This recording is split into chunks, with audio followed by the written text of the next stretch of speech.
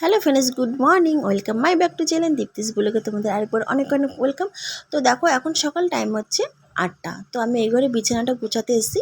সকালে আমি ঘরটা ঝেড়ে আমি রান্না বসিয়ে দিয়েছি, যেহেতু আজকে সোমবার, মেয়েকে স্কুলে যেতে হবে। বাসি ঘরে তো আর রান্না করা যাবে না, তার জন্য আমি সকালে ভাত আর সয়াবিন আলু তরকারিটা বসিয়ে দিয়েছি। ভাতটা যেহেতু হয়ে গেছে, সয়াবিন আলু তরকারিটা একটু টাইম লাগছে, এটা হচ্ছে। তাই ভাবলাম বিছানাটা গুছিয়ে ঝেড়ে নিই। আর পাশের ঘরে তীর্থ ঘুমাচ্ছে, তো এখনও ওঠেনি সকালে। তো এখন আমি সয়াবিন আলু ভাতটা হয়ে গেলে আমি ঘর মুছে ফাঁকে আজকে স্নান করে নেবো, যেহেতু তীর্থ ঘুমাচ্ছে, সেরকমভাবে আজকে সেরকম কাজই নেই। তো দেখো, বিছানাটা গুছিয়ে নিচ্ছি। আর এই ঘরে বিছানাটা ঝেড়ে ঝুড়ে মাদুরটা এখন পাতবো না, মাদুরটা আমি রেখে দিয়েছি পাশে। তো মাদুরটা পরে পাতবো। আর টুকটাক যে কাচাকুচি আছে তীর্থ সোনারই, ও তো যেগুলো ব্যবহার করা হয় সেগুলোই কেচে দেবো, যেহেতু আমবুচি আছে। তো এখন আমবুচিতে মধ্যে বড়দের কোনো জিনিস আমি সার্ফে কাচ্ছি না। যেহেতু বাচ্চাদের যেগুলো ব্যবহার করা হয় ওইগুলো তো ধুতেই হবে। সার্ফের জলে ভিজিয়ে হাতে ডলে ধুয়ে দেবো। তো চলো, আমাদের যে বড়দের কাঁচা আছে, আমবুচি ছাড়লে মঙ্গলবার দিন ছেড়ে যাবে, যেহেতু বুধবার থেকে কাঁচা করতে স্টার্ট করব।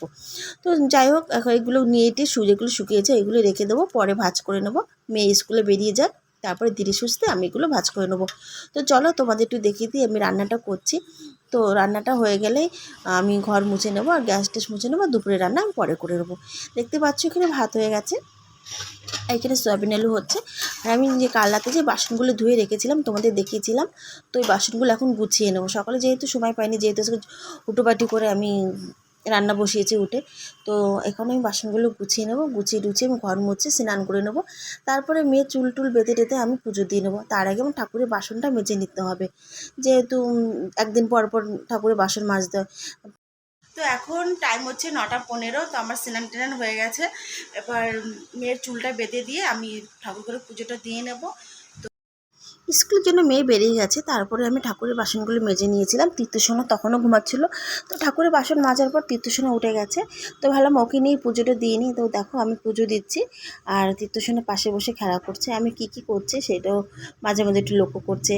তো দেখো, আমি পুজোটা ধূপকাঠিটা ধরিয়ে নিচ্ছি। তার আগে ফুল টুল দিয়ে আমি সিংহাসনটা সাজিয়ে দিয়েছি। আজকে আমার সিংহাসনে ফুলে পুরো ভরে গেছে, এত সুন্দর লাগছে। এরকম সাদা ফুল, জবা ফুল সত্যি সিংহাসনে সাজালে খুব ভালো লাগে।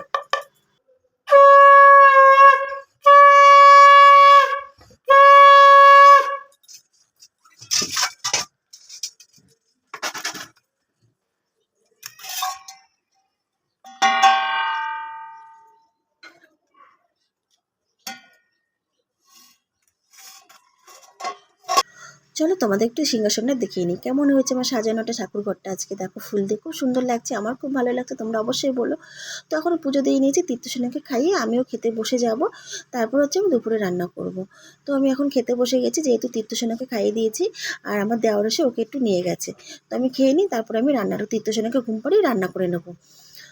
তো দেখো, এখন দুপুর 1:30 বাজে। তীর্থসেনাকে ঘুম পাড়াতে গিয়ে আমি নিজে ঘুমিয়ে গেছি। এতটা বেলা হয়ে গেছে আমি বুঝতে পারিনি। দুপুরবেলা রান্নাবান্না বাদ দিয়ে আমি শুয়ে পড়েছি। এখন লাফ দিয়ে উঠে দেখছি যে এতটা বেলা হয়ে গেছে, আমি কী করব। তো দেখতেই পাচ্ছ, আমি মাছ ভাজা বসিয়েছি, ডাল, যে দেশি আমরা দিয়ে ডাল করব, আর দানা কলা দিয়ে হচ্ছে ইলিশ মাছ করব। আর শাপলা শাপলা বলছি কেন, লতি ভাজা করব চিংড়ি মাছ দিয়ে। যেহেতু এখন অনেকটা বেলা হয়ে গেছে, আমি সত্যি বুঝতে পারিনি এত বেলা হয়ে গেছে। আর আমি যে ঘুমিয়ে পড়েছি তীর্থসেনাকে ঘুম পাড়ার দিকে, আমি সত্যিই ভাবতে পারিনি আমার এখন যে রান্না করবো না কী করবো আমি বুঝতে পারছি না। আমার মুখ চোখ দেখে বুঝতে পারছি আমার খুব অস্বস্তি লাগছে। তো চলো, রান্নাটা আমি করে নিয়েছি।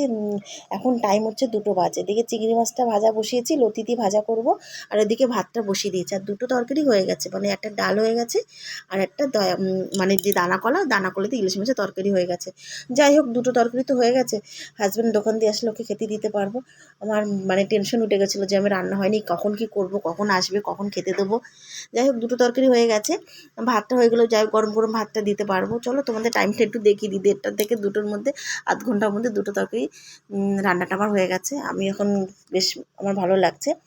তো রাত্রে এখন কিছু রান্না করিনি, এখন হচ্ছে রাত্রির 10টা।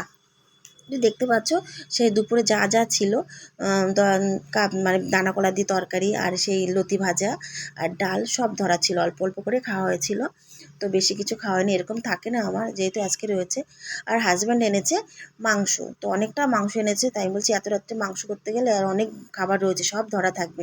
তা বললো ঠিক আছে, যে মাংসের ভিতরে ছালটা আছে, ছালটা তা একটু রান্না করো, মাংসটা কালকে করো। তো বললাম ঠিক আছে। আর ওই মাংসটা ধুয়ে ধায়ে আমি ফ্রিজে রেখে দিয়েছি, আর এই ছালটুক রান্না করছি, এই দিয়ে আজকে রাত্রে খাওয়া দাওয়া হবে। তো চলো খাওয়া দাওয়াটা সেরে নিই, তারপরে বাসন টাসন ধুয়ে তোমাদের সামনে আসছি। তো আমার দেখো খাওয়া দাওয়া করে টুরে বাসন দিয়ে তোমাদের ভাবলাম একটু দেখিয়ে নিই, গ্যাস ট্যাস পরিষ্কার করে বাসন টাসন গুছিয়ে নিয়েছি। এখন রাত্রির হচ্ছে 11:30 বাজে। হ্যালো বন্ধুরা, তো এখন টাইম হচ্ছে রাত্রি 11:30। তো রাত্রিবেলা খাওয়া দাওয়া করে বাসন টাসন মেজে টেজে তো ধুয়ে রেখেছি, তো এখন বিছানা করে শুয়ে পড়বো। তো আর তীর্থকে ঘুম পাড়িয়ে দেবো। আর তোমরা প্লিজ আমাকে একটু সাপোর্ট করো, আমার পাশে থেকো, আমার চ্যানেলটিকে সাবস্ক্রাইব করো। তো প্লিজ প্লিজ সবাইকে বলছি, সবাই আমার পাশে থেকো, আমার সাপোর্ট করো।